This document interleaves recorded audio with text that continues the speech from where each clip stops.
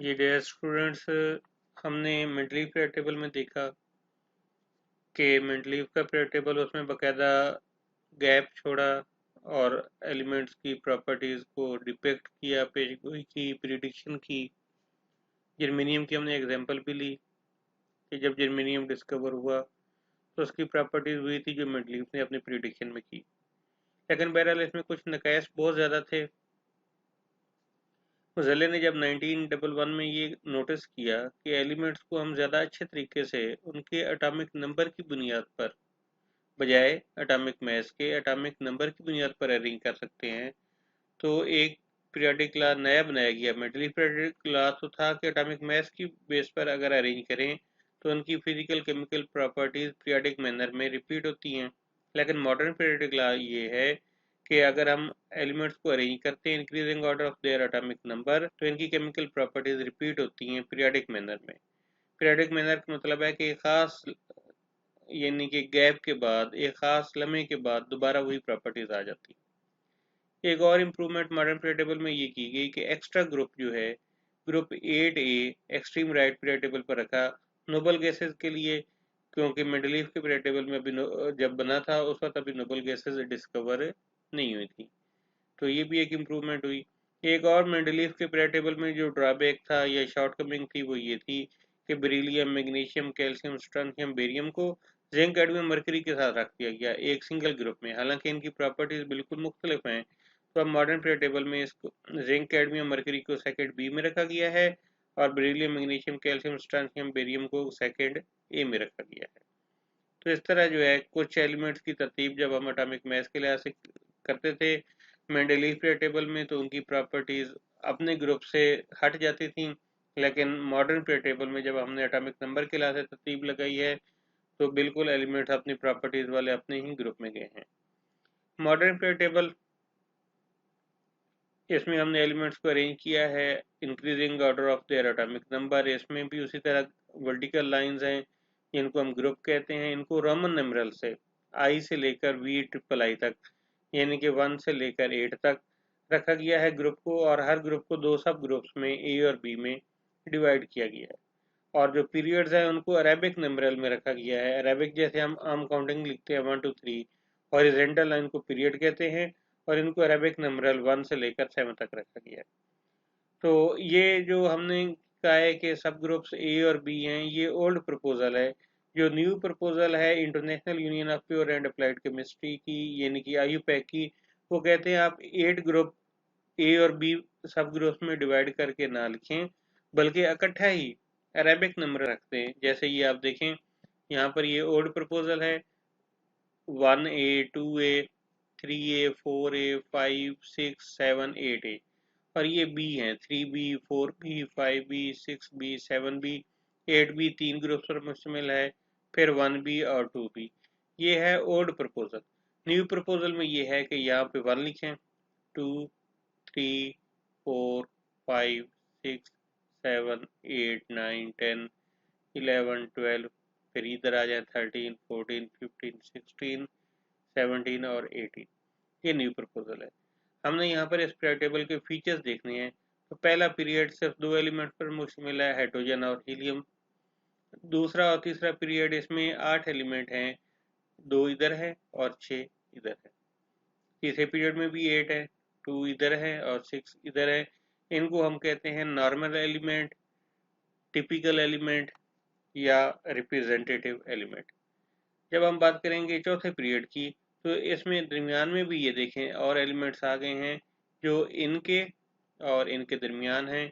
इनको हम कहते हैं ट्रांजिशन एलिमेंट्स। तो इसमें आप देखें 18 एलिमेंट्स हैं जिनमें 1 2 3 4 5 6 7 8 ये हो गए नॉर्मल, और बाकी ये 1 2 3 4 5 6 7 8 9 और ये 10 ये हो गए ट्रांजिशन। ये पीरियड 4 है। पीरियड 5 भी इसी तरह 18 एलिमेंट पर कंप्राइज करता है। इसमें भी 8 नॉर्मल हैं और दरमियान में ये 10 जो है ये ट्रांजिशन है। ये पीरियड नंबर 6 ये लॉन्गेस्ट पीरियड है। इसमें 32 एलिमेंट्स हैं। इसमें आप देखें ये 2 नॉर्मल और इधर वाले 6 नॉर्मल, टोटल हो गए 8 नॉर्मल, ये 10 हो गए ट्रांजिशन, और ये लेंथनम के बाद जो है ये एटॉमिक नंबर 57 से देखें, आगे हैफनियम 72 आ रहा है, 57 से नीचे 58। ये लेंथेनम को जो सीरीज फॉलो कर रही है इसको हम कहते हैं लेंथेनाइड सीरीज, और इस तरह इसके 32 एलिमेंट्स हो जाते हैं। इनमें 2 + 6 यानी कि टोटल 8 हो गए नॉर्मल एलिमेंट, और ये 10 हो गए ट्रांजिशन एलिमेंट, और ये 14 एलिमेंट ये भी ट्रांजिशन एलिमेंट हैं, और ये सीरीज क्लास में लेंथेनाइड। 7 पीरियड में सिर्फ 2 एलिमेंट है, ये और ये जो नॉर्मल है, बाकी सारे के सारे क्या है, ट्रांजिशन, यानी कि 7 पीरियड एक तरह से हम कह सकते हैं अभी इनकम्प्लीट है। अब इसको हम ब्लॉक्स में भी डिवाइड करके रख सकते हैं। कैसे, ये आप देखें, ये ग्रुप 1 है और ग्रुप 2 है, इनको हम कहते हैं एस ब्लॉक एलिमेंट्स। क्यों, आखिरी इलेक्ट्रॉन इलेक्ट्रॉनिक कन्फिग्रेशन जब हम करते हैं वो एस ऑर्बिटल में जाता है। ये वाला हिस्सा, ये वाला यहाँ से लेकर ये वाले सारे कहलाते हैं पी ब्लॉक एलिमेंट, क्योंकि इनमें लास्ट इलेक्ट्रॉन पी ऑर्बिटल में जाता है, सिवाय हीलियम के। हीलियम एस ब्लॉक से बिलोंग करता है। ये वाले कहलाते हैं डी ब्लॉक एलिमेंट, क्योंकि इनमें आखिरी इलेक्ट्रॉन जो है ये डी ऑर्बिटल में जाता है। इनको हम आउटर ट्रांजिशन एलिमेंट भी कहते हैं, क्योंकि last electron n-1 D orbital में जाता है। इनके टोटल अगर शेल n है तो लास्ट इलेक्ट्रॉन आखिरी शेल से अंदर वाले शेल में जा रहा है। तो आउटर क्यों, उसकी रीजन ये है कि एफ ब्लॉक एलिमेंट्स में last electron n-2 F orbital में जाता है। इनके डी की निस्बत अंदर तक ऑर्बिटल जो है उनमें इलेक्ट्रॉन की अभी फिलिंग हो रही होती है। या डी ब्लॉक एलिमेंट को हम कहते हैं ये आउटर ट्रांजिशन एलिमेंट हैं, और एफ ब्लॉक एलिमेंट को हम कहते हैं ये इनर ट्रांजिशन एलिमेंट्स हैं। तो इस तरह हमने जो है डी और एफ ब्लॉक एलिमेंट्स को भी देखा कि ये एस ब्लॉक एलिमेंट्स, ये पी, ये वाला हीलियम सिर्फ एस है, ये वाले डी ब्लॉक और ये वाले एफ ब्लॉक एलिमेंट्स। यहाँ पर एक चीज़ और आपको बता दूं कि जो ग्रुप नंबर है वो आमतौर पर ऑक्सीडेशन स्टेट को शो करता है डायरेक्टली, क्योंकि ऑक्सीडेशन स्टेट या तो ग्रुप नंबर के इक्वल होती है, या जिसमें नंबर ऑफ वैलेंशियल इलेक्ट्रॉन हम कह सकते हैं, या वैकेंसी की इक्वल। ये अगर ऑक्सीडेशन स्टेट जो है वो ग्रुप नंबर के साथ उसका बड़ा लिंक है। अगर ग्रुप 1A है तो ऑक्सीडेशन स्टेट +1 होगी, 2A है तो ऑक्सीडेशन स्टेट +2 होगी, 3A है ऑक्सीडेशन स्टेट +3, इसी तरह 4। और इसमें ऑक्सीडेशन स्टेट 5 भी हो सकती है और 3 क्यों, क्योंकि ऑक्टेट कंप्लीट करने के लिए वैलेंस शेल में तो 5 इलेक्ट्रॉन है इनमें, लेकिन वैकेंसी 3 की है। इसमें ऑक्सीडेशन स्टेट 6 भी हो सकती है और वैकेंसी 2 की है।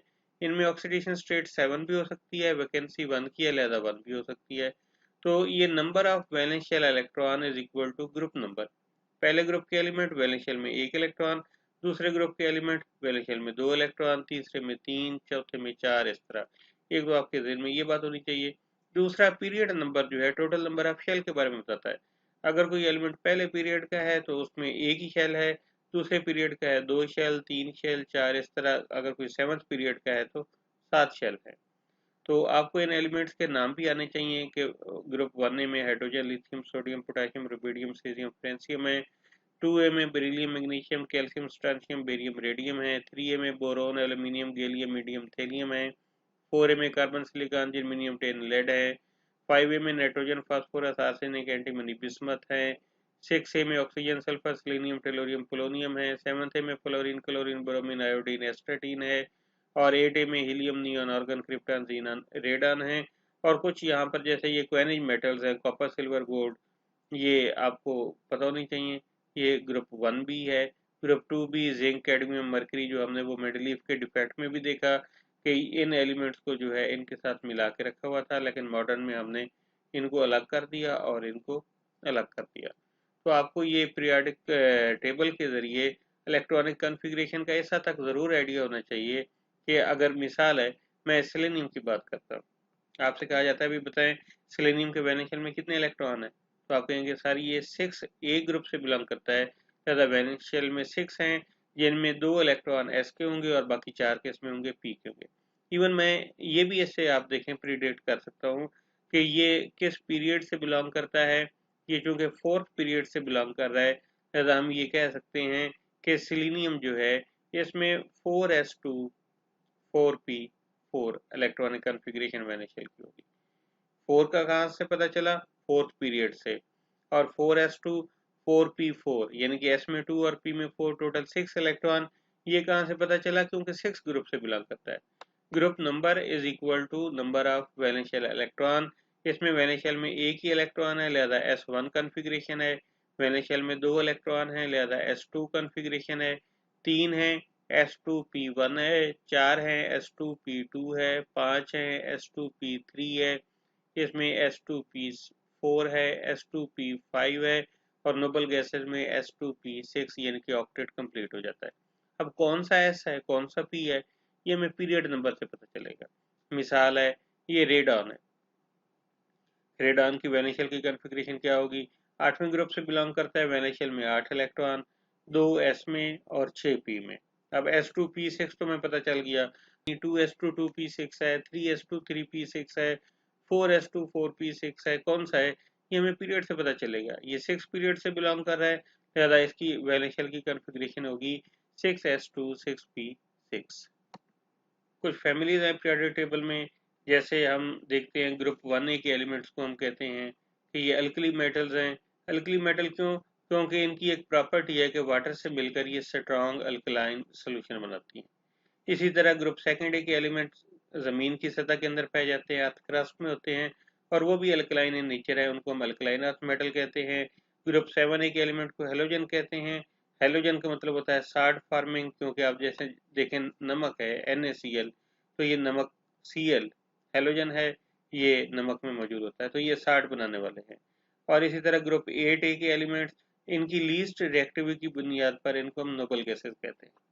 तो ये शॉर्ट क्वेश्चन में इनकी रीज़न पूछी जा सकती है कि ये फैमिली पेयर टेबल में इनके नाम क्यों दिए गए हैं और इनका एडवांटेज क्या है। इनका एडवांटेज ये है कि हमें पेयर टेबल के अंदर इनकी फौरन ही पता चल जाता है, पहचान का पता चल जाता है। अच्छा, अल्कली मेटल है 1A में होगा। अच्छा, ये नोबल गैस है 8A में होगी, तो इनकी फौरी पहचान का हमें पता चलता है। बुलाक्स पेयर टेबल में देखें, ये मैंने आपको पहले अच्छी तरह बता दिया है कि अगर लास्ट इलेक्ट्रॉन s ऑर्बिटल में फिलिंग हो रही है तो s बुलाक एलिमेंट्स ग्रुप 1A और 2A के, और बाकी 3A से लेकर 8A सब ग्रुप्स वाले हीलियम के सिवा p बुलाक एलिमेंट्स, क्योंकि उनके लास्ट इलेक्ट्रॉन ये p ऑर्बिटल में होते हैं। और इसके बाद ट्रांजिशन एलिमेंट्स, ये डी ब्लॉक एलिमेंट्स हैं। Lanthanide actinide series F block, क्योंकि उनमें लास्ट इलेक्ट्रॉन एफ ऑर्बिटल में जाता है। और इस तरह जो है ये ब्लॉक्स में हमें क्या फायदा होता है, हमें उनकी केमिस्ट्री की समझ आ जाती है। तो ये एस ब्लॉक का एलिमेंट है तो ज़ाहिर S orbital in the process of filling है, आखिरी इलेक्ट्रॉन एस ऑर्बिटल में जा रहा है, तो फिर एस ऑर्बिटल वाली प्रॉपर्टी शो करेगा। अगर पी ब्लॉक एलिमेंट है तो आखिरी इलेक्ट्रॉन पी ऑर्बिटल में जा रहा है। हमें इससे इनकी प्रॉपर्टीज और वैलेंसी और ऑक्सीडेशन स्टेट का भी पता चल सकता है। Metals, non metals and मेटलाइट। Metals आप याद रखें, पीरियड टेबल में जो बॉटम वाले हैं, नीचे वाले, वो मेटल्स हैं। जो पीरियड टेबल में लेफ्ट साइड वाले हैं वो मेटल्स हैं। जो पीरियड टेबल में एलिमेंट्स ऊपर वाले हैं वो नॉन मेटल्स हैं। जो राइट वाले हैं वो भी नॉन मेटल्स हैं। यानी कि लेफ्ट वाले मेटल्स, नीचे वाले मेटल, राइट वाले नॉन मेटल और ऊपर वाले नॉन मेटल। तो इस हिसाब से जो है हम मेटल नॉन मेटल को आसानी से पहचान सकते हैं पीरियड टेबल में। तो उन्होंने कहा है कि lower members group 3A 4A 5A इस पीरियड टेबल में नजर भी आ रहा है। तो इनके अंदर कुछ प्रॉपर्टीज हैं, दोनों मेटल की भी और नॉन मेटल की। इनको हम मेटलाइट कह देते हैं या सेमी मेटल कह देते हैं। पीरियड टेबल में ग्रुप 4A से 8A तक टॉप राइट ऊपर वाले हिस्से में इनको हम कहते हैं कि ये क्या है, नॉन मेटल्स हैं। ऊपर वाला हिस्सा का है ना, ऊपर वाला हिस्से वाले नॉन मेटल्स हैं। तो ये एक यहाँ पर लफ्ज आता है stepped line. Step line period table को अगर आप गौर से देखें तो आपको ये एक सीढ़ी नजर आ रही है, ये देखें ऐसे, ये स्टेप लाइन है। स्टेप लाइन से ऊपर ये डार्क ग्रीन कलर है, ये सारी नॉन मेटल्स हैं। स्टेप लाइन के नीचे ये लाइट ब्लू में है, ये मेटलाइट है यानी कि सेमी मेटल्स है। और ये वाली सारी की सारी क्या है, बाकी सारे एलिमेंट्स में है, ये मेटल्स हैं सिवाय इधर हाइड्रोजन के, बाकी ये सारे मेटल्स हैं।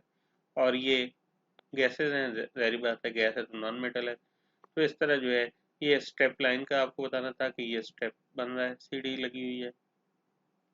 तो स्टेप लाइन के नीचे ये वाले एलिमेंट्स ये मेटलाइट कहलाते हैं। एटॉमिक रेडियस, एटॉमिक साइज में पहले नंबर पर एटॉमिक रेडियस है। पहली बात तो ये है कि एटम इतना छोटा होता है कि हमें एटम को जो है पावरफुल ऑप्टिकल माइक्रोस्कोप से भी नहीं देखा जा सकता। वजह ये है कि एटम का साइज जो है वो विजिबल लाइट जो है उसकी वेवलेंथ से कम होता है। लाइट रिफ्लेक्ट होकर नहीं आती। किसी भी ऑब्जेक्ट को देखना हो तो ज़रूरी है, ये आपने फर्स्ट ईयर में पढ़ा था, कि उसके ऊपर जो रेडिएशन गिरे उन रेडिएशन की वेवलेंथ ऑब्जेक्ट के साइज से क्या हो, कम हो। अब एटम का साइज इतना कम है कि वो विजिबल लाइट से नजर ही नहीं आता। इसके लिए जो है हम कहते हैं कि सिंगल एटम का एटॉमिक साइज डायरेक्टली मेजर नहीं किया जाता। मुख्तलिफ टेक्निक बनाई गई हैं जिनके जरिए हम दो एटमों के सेंटर के दरमियान फासला ले लें और उसका हाफ कर लें तो हमारे पास एक एटम का एटॉमिक रेडियस आ जाता है। तो half of the distance is called atomic radius. अब एटॉमिक रेडियस जो है कि हमने देखना है कि इंक्रीज कैसे होता है और डिक्रीज कैसे होता है। Down the group period table में डाउन द ग्रुप ये इंक्रीज होता है। रीजन क्या है? डाउन द ग्रुप जो है, आ तो ग्रुप में नीचे रहे हैं लेकिन पहले हमें मुलाकात होगी पहले पीरियड के एलिमेंट से, फिर नीचे आएंगे दूसरे पीरियड के एलिमेंट से, फिर नीचे आएंगे तीसरे पीरियड के एलिमेंट से। इस तरह हम यूं ही नीचे आते हैं तो हर जब नए पीरियड के एलिमेंट से मुलाकात होती है तो साथ एक शेल का भी इजाफा हो जाता है। Down the group atomic size बढ़ता क्यों है? नंबर ऑफ शेल बढ़ते हैं और नंबर ऑफ शेल बढ़ने से शील्डिंग इफेक्ट इंक्रीज होता है तो न्यूक्लियस का होल्ड वैलेंस शेल के इलेक्ट्रॉन पर कम हो जाता है, तथा एटॉमिक साइज बढ़ जाता है। और from left to right in a period atomic size decrease होता है। रीजन ये है कि नंबर ऑफ शेल तो सेम रहते हैं लेकिन न्यूक्लियर चार्ज बढ़ता है। तो न्यूक्लियर चार्ज बढ़ने की वजह से न्यूक्लियस का होल्ड वैलेंस शेल के इलेक्ट्रॉन पर ज्यादा हो जाता है, इफेक्टिव चार्ज ज्यादा हो जाता है, लिहाजा हम कहते हैं कि एटॉमिक साइज कम हो जाता है। Nuclear charge down the group भी बढ़ता है और अलॉन्ग द पीरियड भी बढ़ता है, लेकिन down the group nuclear charge effective नहीं होता क्योंकि शील्डिंग इफेक्ट इंक्रीज होता है, और along the period nuclear charge जो है ये इफेक्टिव होता है क्योंकि शील्डिंग इफेक्ट सेम रहता है।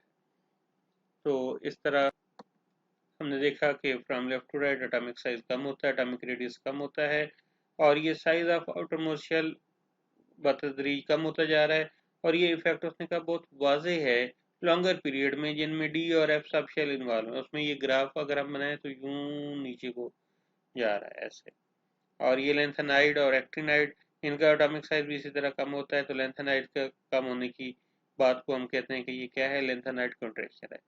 जब कोई एटम इलेक्ट्रॉन देता है या लेता है तो वो आयन बनाता है। इलेक्ट्रॉन लूज करेगा पॉजिटिव आयन, अगर गेन करेगा तो नेगेटिव आयन। अब पॉजिटिव आयन जैसे ये लिथियम है, ये इलेक्ट्रॉन देगा Li प्लस, Na देगा Na प्लस, K देगा K प्लस। पॉजिटिव आयन आप देखें इसका आयोनिक रेडियस न्यूट्रल एटम से नीचे है। वजह ये है कि जब इलेक्ट्रॉन अक्सर जाता है तो पूरा एक शेल उड़ जाता है, जब शेल कम हो जाते हैं तो आयोनिक रेडियस कम हो जाता है। दूसरा, इलेक्ट्रॉन के जाने से न्यूक्लियस का होल्ड रिमेनिंग इलेक्ट्रॉन पर पहले से ज्यादा हो जाता है, लिहाजा न्यूक्लियस वैलेंस शेल के इलेक्ट्रॉन को अपनी तरफ ज्यादा अट्रैक्ट करता है और आयोनिक रेडियस कम हो जाता है। इसके उन्होंने एग्जांपल दी है, सोडियम का एटॉमिक रेडियस 157 पिकोमीटर है, लेकिन सिर्फ एक इलेक्ट्रॉन के जाने से जो है ये Na प्लस जब बनता है तो 157 से कम होकर कितना हो जाता है, 95 पिकोमीटर। इसके बरक्स नेगेटिव आयन का आयोनिक रेडियस ज्यादा हो जाता है। वजह ये है नेगेटिव आयन में इलेक्ट्रॉन आते हैं तो इलेक्ट्रॉनिक इलेक्ट्रॉनिक रिपल्शन होती है और जो है आयन का साइज पहले से बढ़ जाता है। जैसे फ्लोरीन क्लोरीन ब्रोमीन आयोडीन, तो फ्लोरीन से फ्लोराइड बनेगा, क्लोरीन से क्लोराइड, ब्रोमीन से ब्रोमाइड, नेगेटिव आयन बन रहे हैं तो इनका जो है आयोनिक रेडियस पहले से ज्यादा हो जाता है। इसकी एग्जाम्पल उन्होंने फ्लोरीन की दी है कि न्यूट्रल फ्लोरीन में 72 पिकोमीटर है, लेकिन जब इसका एटॉमिक साइज, लेकिन जब एक इलेक्ट्रॉन आता है एफ नेगेटिव, ये एफ के ऊपर नेगेटिव भी होगा, फ्लोराइड आयन बनता है तो ये 136 पिकोमीटर बन जाता है। हालांकि देखें शेल को नहीं बढ़ा, सिर्फ इलेक्ट्रॉनिक इलेक्ट्रॉनिक रिपल्शन की वजह से आयोनिक रेडियस इतना ज्यादा हो गया। तो इनका ट्रेंड पीरियोडिक टेबल में वही है जो एटॉमिक साइज का है, आयोनिक रेडियस का भी, कि डाउन द ग्रुप जो है ये इंक्रीज होता है, फ्रॉम लेफ्ट टू राइट जो है ये क्या होता है, डिक्रीज होता है। From left to right isoelectronic negative ion. Isoelectronic का मतलब है, आइसो मतलब सेम, इलेक्ट्रॉन की तादाद सेम हो, जैसे कि सोडियम है Na plus, magnesium Mg+2, aluminium Al+3, तो इनमें सब में 10 इलेक्ट्रॉन, Na प्लस में भी, Mg+2 में भी और Al+3 सब में 10 इलेक्ट्रॉन है, आइसो इलेक्ट्रॉनिक है। लेकिन Na प्लस में 11 प्रोटॉन है, Mg+2 में 12 है, Al+3 में 13 है। प्रोटॉनों की तरह एल्यूमिनियम आयन में सबसे ज्यादा है, यदि न्यूक्लियस का होल्ड एल्यूमिनियम आयन में वैलेंस शेल के इलेक्ट्रॉन पर सबसे ज़्यादा होगा, तो सबसे कम आयोनिक रेडियस एल्यूमिनियम आयन का होगा, उससे ज़्यादा मैग्नीशियम का और उससे ज़्यादा सोडियम का।